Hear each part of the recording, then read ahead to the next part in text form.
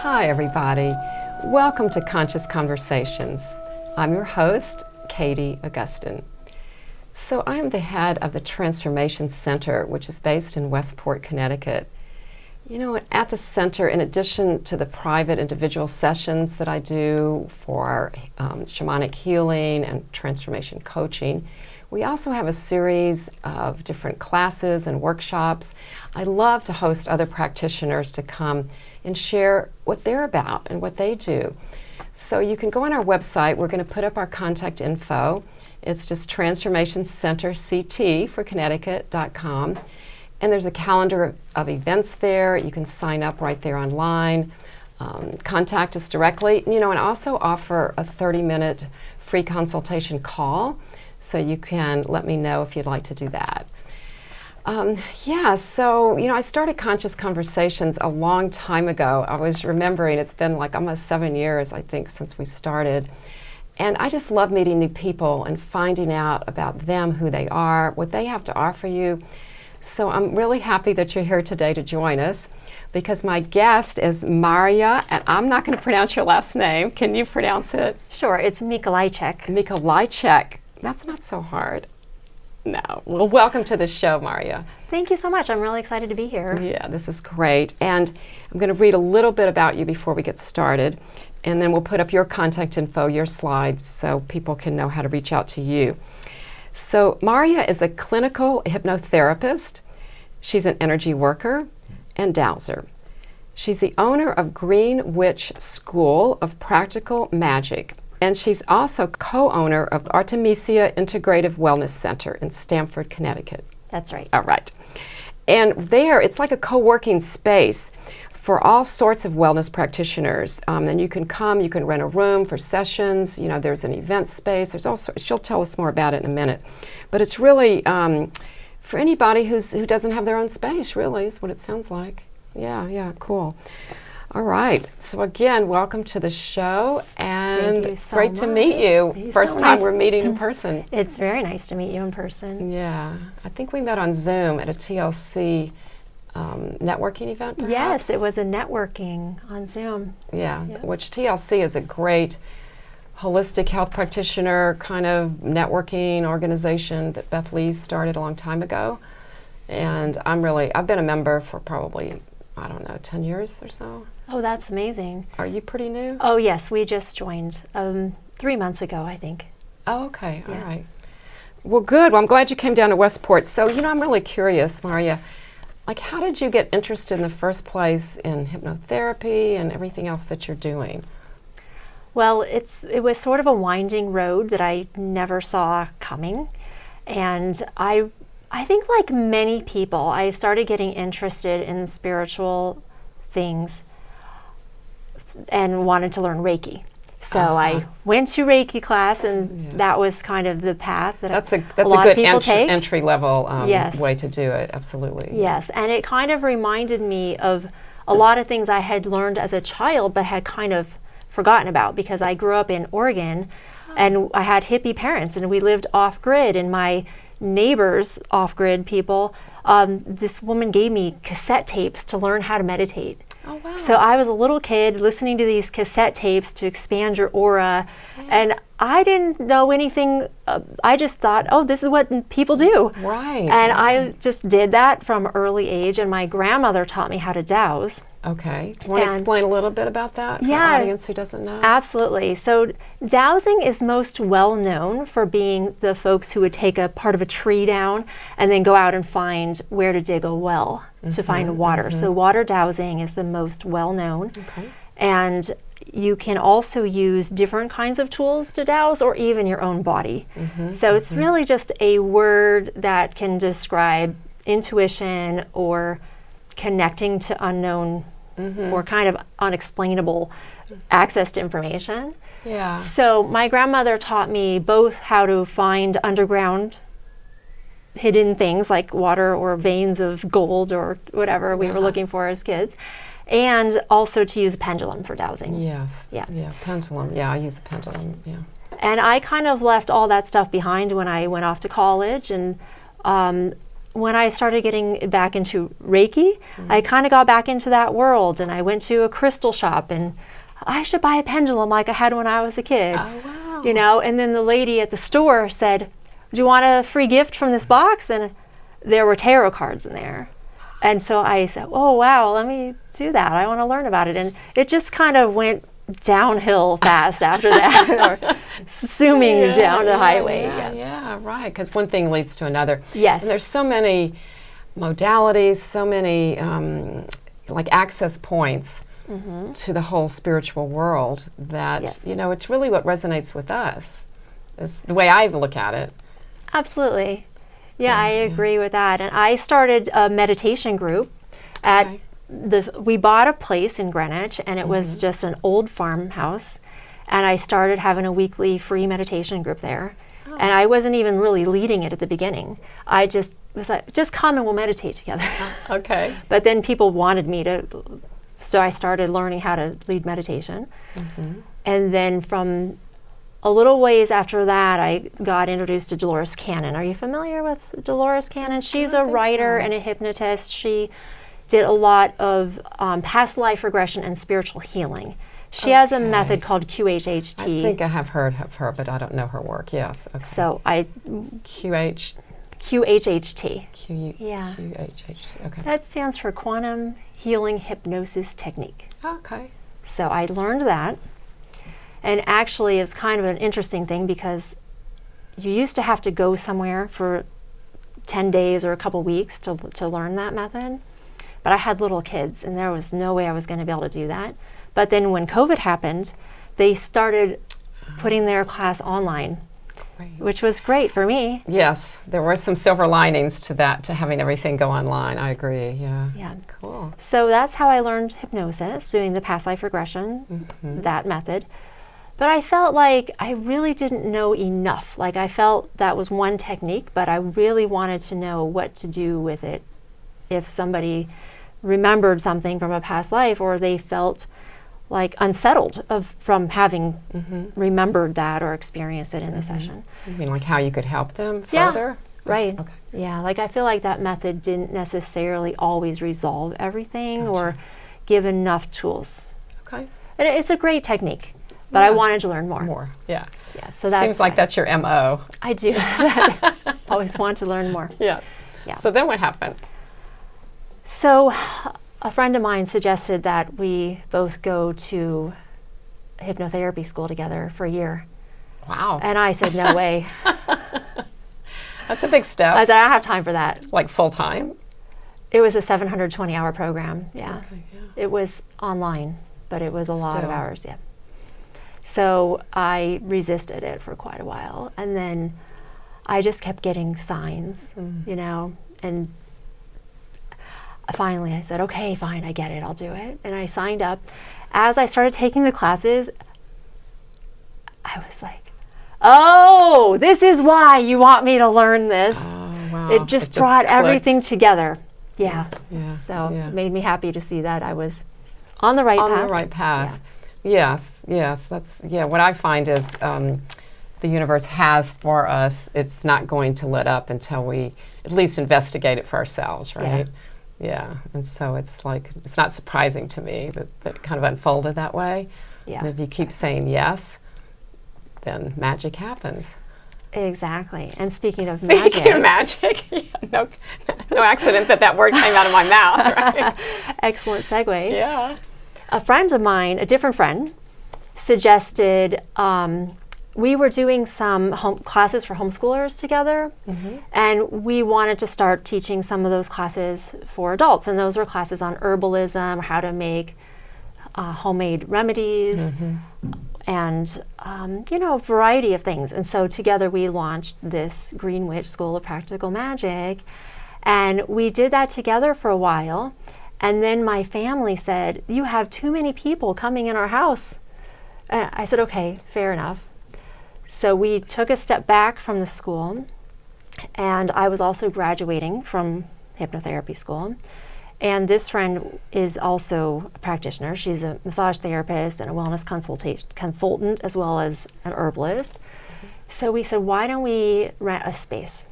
we'll create a community space where practitioners can come, make it easy. We had a lot of friends that were homeschooling moms who have amazing healing abilities, but it's a little daunting to start your own business and rent a space and all of the overhead. So we wanted to make some easy way for people to just get their feet wet running their practitioner business part-time. Yes. So we have our event space and we have the practitioner space. And ironically, my friend decided she got pulled in too many directions. So she stepped back from the Green Witch School, although she still is the co-owner of Artemisia with me. So now I spent about a year trying to reconfigure the Green Witch School and what it was going to be like. And I finally, just a little bit ago, started launching some programs, like a new moon intention meditation, which uses my hypnosis skills, but in more of that familiar setting of the new moon. Yeah, where people can relate to it easily, and come to it and get what they need out of it too. That's what I find. Whatever we put out there, the people who need that are going to find it.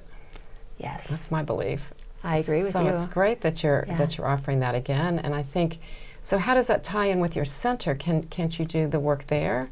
Whatever it is you're offering, workshops or classes? Exactly. So there is an event space there, and I am going to be holding some of my classes there. And I also have renovated an old barn on my property. So I'm going to be doing some classes there because I have a big farm. That's what I call a green witch's garden. And so some of the classes I think will be nicer to be in the garden. Sure. Although the wellness center is really centrally located in downtown Stamford, but it's got a very different vibe. Sure. Yeah. No, I can see that. Yeah. But having that barn be available and all the property, and so do you grow your herbs there? I grow a lot of stuff there. Yes, I have herbs and vegetables. Yeah, cool. Yeah. Well, I'd love to come see it someday. Oh, I'd love to have you come by and see it. That'd be great. No, I think we need more of that as well. It sounds like you've got both things going for you. You know, you have the urban, more accessible, like you said, or convenient, probably. They're both accessible, but one is more convenient, perhaps. Yes. Yeah, and that's for people who need to have more like temporary space for themselves or to have other people come, you know, with their clients. So Artemisia is like a community hub for practitioners to come and share that space. And that way my family doesn't feel overwhelmed because at the barn I'll just have a few events there. It won't be overwhelming them. Well, also, I love it, the idea that the barn is on your property, but it's not in your home. Right. Whereas for me, you know, I started the Transformation Center in my home. Oh, you did? But it was after, you know, we were empty nester, and my husband was semi-retired, and I was kind of semi-retired. I said, well, why do I need another space? Why don't I just use this? Okay. So that's kind of how that evolved. Yeah. But with your kids still at home, it's a different story. Yeah. How many kids do you have? I have two. Okay. One's going to college in the fall. Oh, okay. Yes, and my other one is a competitive gymnast. Oh. My little witchling, she loves to give readings. Oh, that's great. So she's kind of, you're handing down to her everything that you've learned. Yes. And also, I think that what we gravitate towards, like the healing arts, is pretty much handed down to us too. Somewhere in your background, well, you said that, your grandmother. Yeah. Yeah, so it kind of flows through. Yeah. You know, whether we take it on or not is our choice, obviously, but it's there, whether we want to, you know, acknowledge it and use it or not, right? Exactly. Well, I think that's cool that your daughter's into it. Yeah. Did you learn a lot from your mom or your grandma? You know, I really didn't. I think I might be a little bit of an exception because my mother passed away very young, and my grandmothers were gardening, you know, they were more into that, but I don't think I got too much of that. But then I had some older mentors when I moved up to Connecticut, and I think that's probably, like, it's not in the genes so much, but maybe in the collective consciousness a little bit more. Yeah. Yeah. Yeah, so that was fun. I love that because they always say when the student's ready, the teacher will appear. Yes. So sounds like that happened for you. Yeah, it did. Yeah. And it sounds like, did you have a mentor along the way, or you just always were on your own discovering things? I'm always learning from different people, and the universe is always putting different people right in front of me at the right time. I met a friend who was coming to my meditation circle, and she's an amazing dowser with years of experience, and she taught me a lot of things and took me to the American Society of Dowsers conference, which was life-changing. Oh, it's the best conference. Where? I mean, different places? They do move it a little bit, but now it's in Maine. Huh. So it was a few years ago when we went together. Oh, I bet that would be fun. Great people, lots of fun, all kinds of metaphysical topics that are from how to, the simple things like where to dig a well. Yes, practical. Yes, things. practical things. And then we also, there was a couple of ghosts in the dormitories that we were staying in. So someone offered to just do a spontaneous class to teach everyone how to help the ghost cross over and clear out the dormitory. Yeah. Well, that's also practical, but in a different way. Right. It was amazing. I just learned so much from so many people. Yeah, because everybody there has their own specialty almost, I would imagine. Oh, yeah. Yeah. Oh, I bet that was cool. Well, so how do you incorporate your dowsing work in everything else that you do now? It's a great question.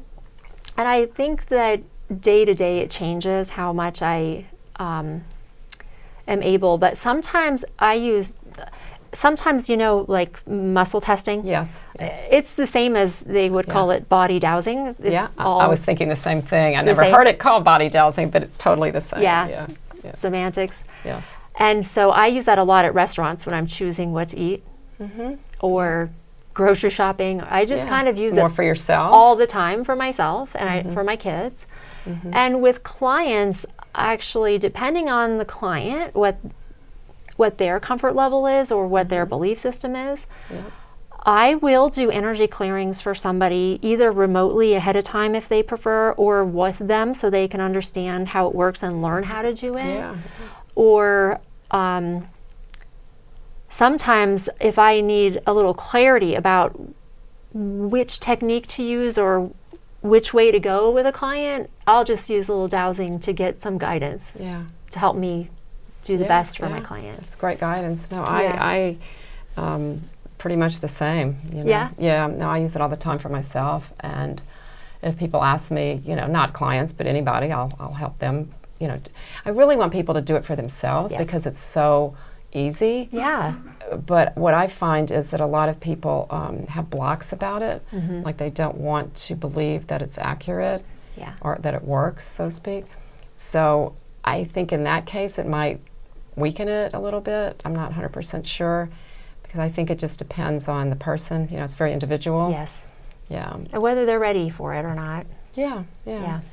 But for clients, I ask for guidance all the time. In fact, sometimes I just ask for guidance whether this client, because I get a lot of calls that, whether we're going to go ahead or not. Yes. And I just ask for guidance. Is this client, can I help them, basically? Right. Are they for me? Yes. Am I for them? Yes, I do that too. Yeah. Yes, definitely. Because sometimes it's nicer to give them a referral to someone else who might be better for them, and asking for help from the guides is a little good way to get the ego out of it. Yeah, exactly. Because get the whole mind out of it totally, because that can be tricky. Our mind is tricky. That it is. Trickster, right? Very tricky, yes. Yeah. So that, in fact, I just did that this week with somebody. I said, I think I'm going to refer you. I have some really good people that I think could be perfect for you. So see what happens. Absolutely. Yeah. So what do you feel like the balance? Like, how are you balancing everything right now? That's you do so many different things. My ongoing struggle for sure. Yeah. And homeschooling takes a lot of time. So that's also the other thing that I'm juggling. And I'm trying to think about if I want to do some classes for teens, some of the intuitive development. Oh, wow. Because I taught that in our homeschooling co-op, but we're not in that anymore. So are you totally on your own now, or just a different one? Or well, my daughter's she's a competitive gymnast, and so her gym, which has coaches that have experience taking athletes to the Olympics, they're opening a homeschooling program because most of gymnasts who do go to the Olympics are homeschooled. Oh, well, that makes sense. Yes. Because they have to travel a lot. They travel a lot. Spend a lot of time practicing. They work out a lot and practice a lot. So she's going to now be at the gym during the school hours instead of the evenings. Oh. So it's a little bit of a better fit for her. Yes, it is, because with kids that are at school going to practice after school, that's their only option. Only choice. Yeah. But this is going to make it easier for us to have more free time to do other programs with kids after school. So that's a big part about your teaching other things to kids. Yeah. Yeah. It's one way to maybe bring it together a little. Right, and that'll help you with everything. So because I was going to ask you what your plans are for teaching, or like how is that coming along? What do you envision for that? I have a big vision for the Greenwich School, but I'm also being realistic about how much time it might take me to get there. Okay. So I'm offering just a small number of classes that I'm going to teach. But my vision is to bring other teachers in, because I know so many amazing people who have amazing skills. And I think I have a very similar mission to what you said at the outset about wanting to help people see that they can learn skills. I believe it's not a gift that only special people have. I believe everyone who wants to can learn. And so I would like to make a lot of classes for these amazing people to be able to share what they know with more people. That's what I'm hoping to accomplish. It may take me a couple of years to get there. Yeah, well, time is, there's divine timing, right? Exactly. It's not in our control, but I think that that's a way of spreading the word and, making your ripples go further. Yeah. We can't do it all ourselves. Right, exactly. Nor do we want to, or think we even could if we wanted to, right? Exactly, yes. So it's really about getting other people to step up, really, and then they can spread the word. Exactly. Well, then it makes it more of a community as well. Yeah. A learning and teaching community. Yeah, no, I can see that. So that's kind of what your near-term vision looks like, right? Yeah. So it looks like we're just about running out of time. Oh, that was so fast. I know. I know, it really does. But I did want to ask you a couple of questions about hypnosis. Because sure. Sounds like that's your main thing to do. That's my main thing I do with clients one-on-one, yes. The one-on-one stuff? Yeah. Okay. And you do that pretty much every day? Is that how it works? Like it just depends on who comes? Not every day. Yeah. I certainly have, with driving to gymnastics practice, haven't had that much time, but it takes a lot of time. Things will get smoother now. Yeah. But I love working with clients one-on-one and in groups. Groups are great too, but with one-on-one you can really help a person go deeper. As you know, go deeper and get to really help them make those changes.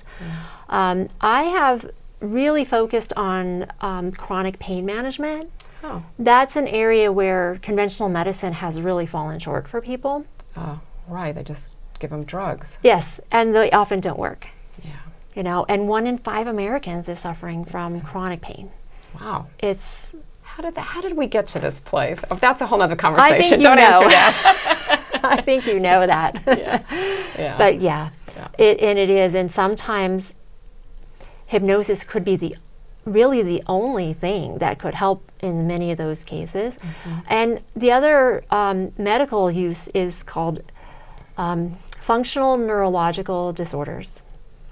And that's just a fancy word that means there's something wrong, like your finger won't bend. But there's literally nothing physically wrong.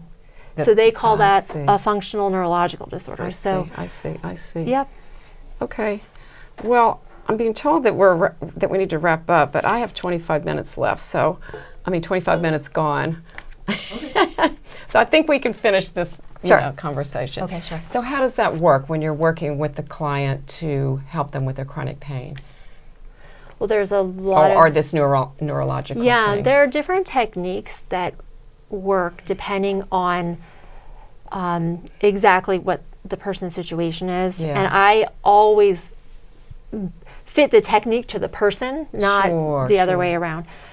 But what's really interesting is sometimes just the experience of letting go and going into hypnosis, which is really just another word for going into your subconscious. Yes, to going into that parasympathetic relaxation state. Just go into that state, and then you're open to suggestion. So it can just be a very simple suggestion to make a little change in the way your mind is thinking about things. Yeah. It can be really remarkable, actually. Yeah, well, because you are dealing with the unconscious mind. Exactly, yes. Which we're not aware of. Exactly. To put it pretty simply, right? Yes. So exactly. we can't tell it to do something from our conscious mind. At least that's my experience of it. Exactly. We have to get underneath and Right. in there. They say our conscious mind is only about 10%, and our subconscious is ruling 90% of the rest of it. Yeah. So it's important to get both of those on the same track. Which is the good news that we can that you can do this. And you can do this, exactly. Yeah. That is the good news. Yeah. Well, that's great. Well, I love everything that you do, and it's really been great talking to you, meeting you. Yeah, it was really a lot of fun to be here. I'm glad you invited me. Thank you. Me too. Is there anything else that you would like to share with our audience that I haven't asked you, that we haven't covered today? Can you think of anything else? We talked about how practitioners could rent space. Yes. But I also want to let the public know that they could come and get some amazing services. And work with a practitioner. Exactly. So they could come and get a massage or reflexology or sit in our salt and red light therapy room. Ooh, or, of course, they could come in for hypnosis or a Reiki session. There's a lot of services we offer to the public. Cool. So do they reserve through your website rather than with the individual practitioner, or both? Either way. They could go to artemisiacenter.com. Well, let's put up the contact info one more time. Absolutely. So they can see your website and your way to contact you. Yeah. And then they can see all of the services that are offered, and then it'll send a request right to the practitioner. Oh, cool. Yeah. Okay. All right. Well, that's great. Good to know. Thank you for sharing that, because Of course. I did want to talk about that, so I'm glad you got it. And thank you to our audience for being here today. I hope you enjoy the conversation as much as I did. And thank you to Verso Studios at the Westport Library, as always, for hosting us. Love you guys. We'll see you next time. Thanks again. Thank you so much, Katie. It was great to be here.